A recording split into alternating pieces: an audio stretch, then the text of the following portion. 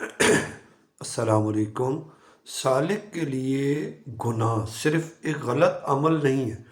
سالک کے لیے گناہ وہ داخلی بغاوت ہے جس میں انسان حق کو جانتے ہوئے بھی اپنے نفس کی خواہش، فائدے اور انا کو ترجیح دیتا ہے، اور یوں وہ اللہ تعالیٰ کی اطاعت، سچائی اور عدل کے راستے سے ہٹ کر نفس کی حکمرانی میں چلا جاتا ہے۔ گناہ کی جڑ اکثر نیت کی خرابی اور حق دبانے کے ارادے میں چھپی ہوتی ہے۔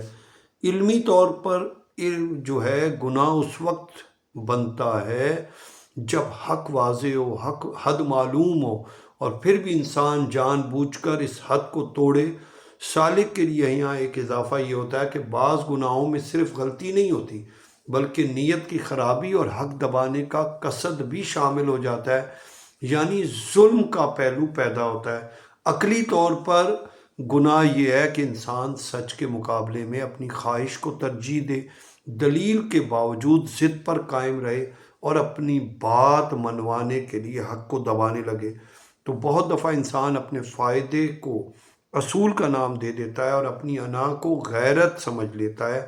اسی حالت میں مسئلہ صرف غلطی نہیں، اب نفس کو حق کے اوپر غالب بھی کر دینا ہے۔ تو نفسیاتی طور پر گناہ اس وقت پیدا ہوتا ہے جب انسان اپنی عزت نام کو بچانے کے لیے اپنی برتری کو ثابت کرنا چاہتا ہے، اپنی غلطی ماننے سے ڈرتا ہے۔ حسد، کینہ، لالچ جو اندر چھپے ہوتے ہیں، اور یہ جب مناسب وقت پر باہر آتے ہیں پھر نفس ایک چال چلتا ہے اور ظلم کو حق کے لباس میں چھپا دیتا ہے۔ انسان کہتا ہے میں اصولوں کے لیے کر رہا ہوں، لیکن اندر مقصد یہ ہوتا ہے کہ میری بات جیت جائے، چاہے کسی کا حق دب جائے۔ اس جگہ حق بات سن کر جلن اور دلیل سن کر غصہ پیدا ہوتا ہے اور ضد کو استقامت سمجھ لیا جاتا ہے۔ روحانی طور پر گناہ وہ ہے جس میں دل پر اللہ تعالیٰ کی حضوری کم ہو جائے، دل کی نرمی گھٹے اور سختی بڑھے۔ انسان حق سن کر جھکنے کی بجائے اندر سے بند ہو جائے اور توبہ کی طرف جانے کی بجائے جواز بنانے لگے۔ سالک کے لیے گناہ دل کا بند ہو جانا ہے، کیونکہ جس دل میں اللہ تعالیٰ کی یاد زندہ ہو وہ حق سن کو جوں ہی جانتا ہے تو پھر وہ کہتا ہے یا اللہ میں غلط ہو سکتا تھا، مجھے سیدھا کر، یا اللہ میں غلط ہوں، مجھے سیدھا کر۔ اور جس دل میں نفس غالب ہو وہ یہی کہتا ہے کہ میں غلط نہیں ہو سکتا۔ تو سالک کے لیے گناہ کا مطلب انسان اپنے نفس کی کسی صفت کو پال رہا ہوتا ہے جو اسے اللہ تعالیٰ کی طرف چلنے نہیں دیتی۔ تو سلوکی طور پر گناہ ایک عمل نہیں، ایک عادت اور رخ بن جاتا ہے۔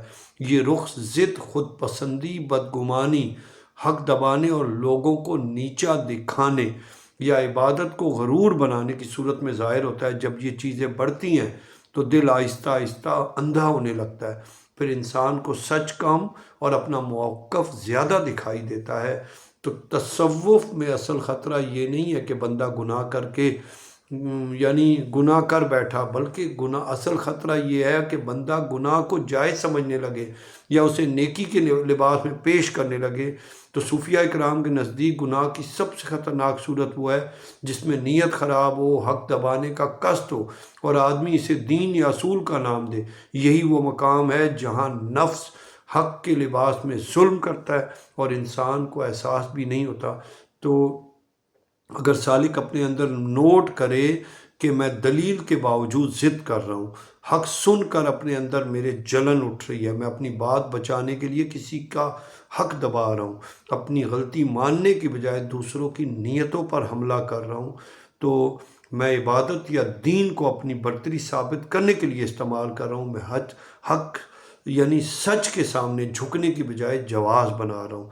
تو سالک کے لیے گناہ وہ بغاوت ہے جس میں انسان حق کو جان کر بھی رد کرتا ہے، نیت میں خرابی رکھتا ہے، نفس کی خاطر دوسروں کا حق دباتا ہے اور یوں اس ظلم کو حق کو اصول کا نام دیتا ہے۔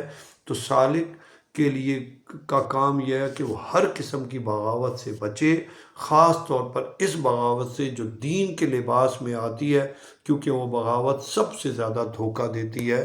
اللہ کریم ہمیں بچنے کی توفیق دے، آمین۔ السلام علیکم ورحمۃ اللہ وبرکاتہ۔